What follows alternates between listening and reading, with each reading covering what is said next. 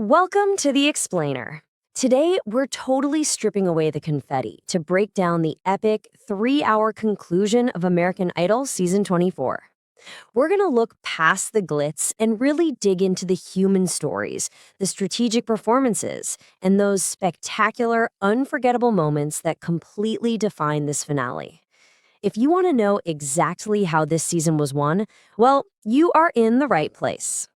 Okay, let's dive into this. What does it actually take to capture America's vote after over 2 decades of this show dominating our TVs? Is it literally just about having the craziest vocal range, or is there a much deeper emotional connection required? As we track the journeys of our top 3 finalists today, we'll see exactly how raw talent, resilience, and pure authenticity combine to win over millions of viewers across the country. Section 1. A star-studded grand finale. Before we even get to the final results, we have to talk about the sheer scale of this television event. The season 24 grand finale was a massive spectacle. I mean, they really pulled out all the stops, proving that Idol still knows how to put on a jaw-dropping show. Just look at this guest list. The top 3 didn't just sing. They shared the stage with absolute music royalty. We had Alicia Keys stepping in as a guest mentor, plus performances by Brad Paisley, Jason Mraz, and Vogue, Tori Kelly, Leanne Womack, and Shinedown.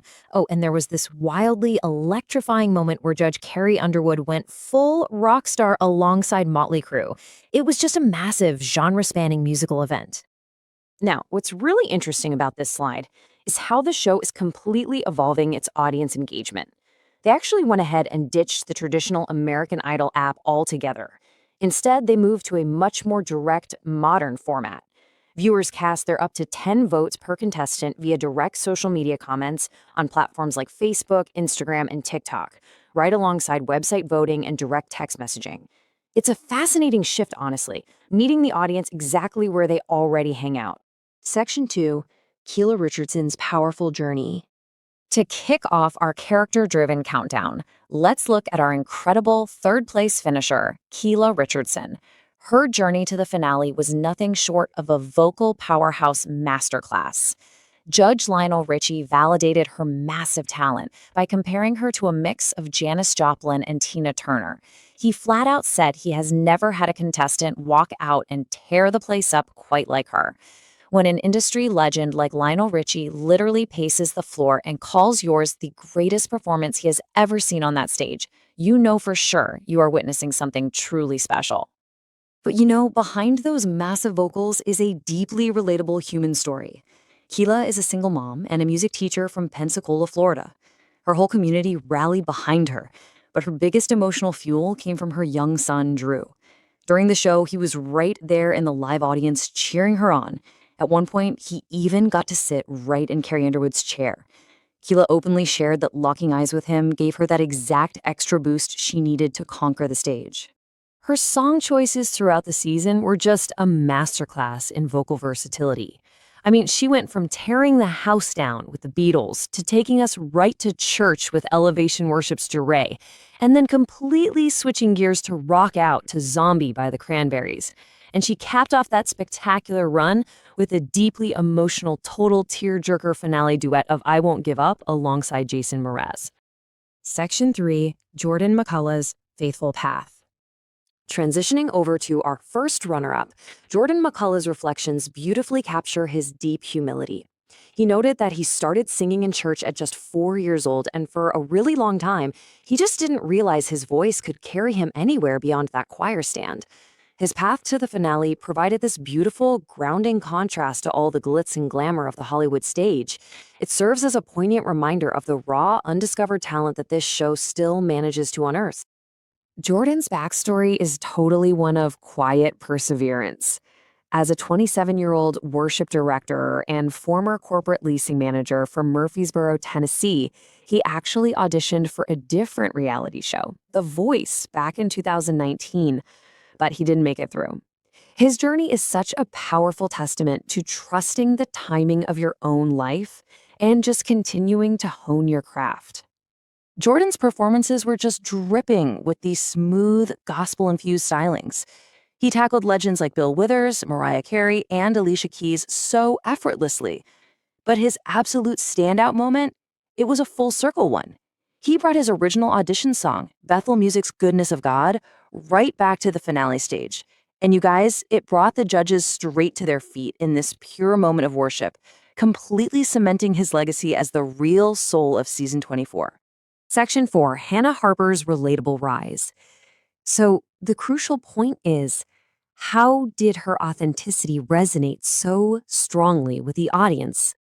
To truly understand our season 24 winner, Hannah Harper, we have to look at how she connected with everyday Americans. It all started with her audition.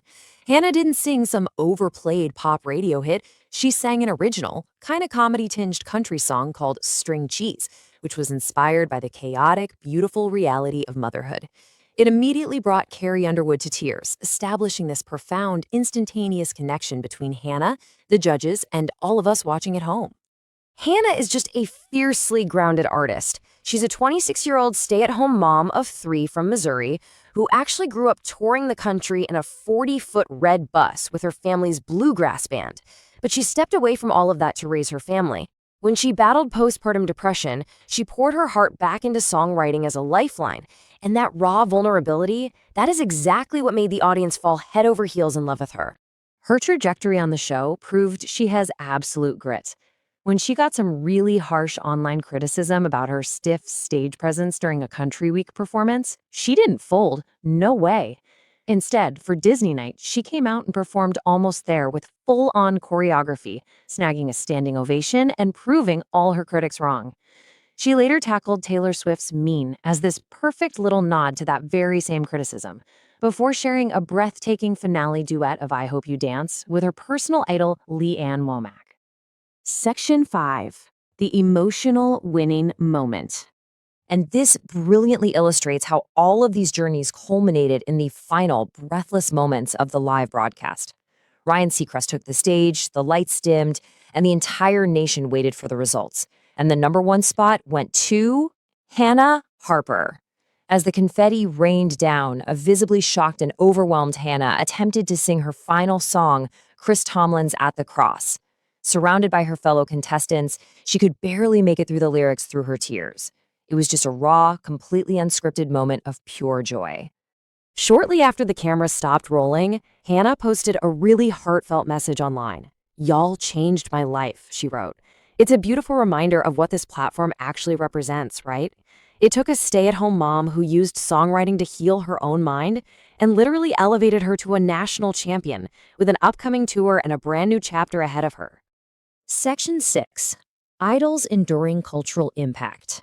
Let's move to and see how this builds a larger picture of why this format still matters.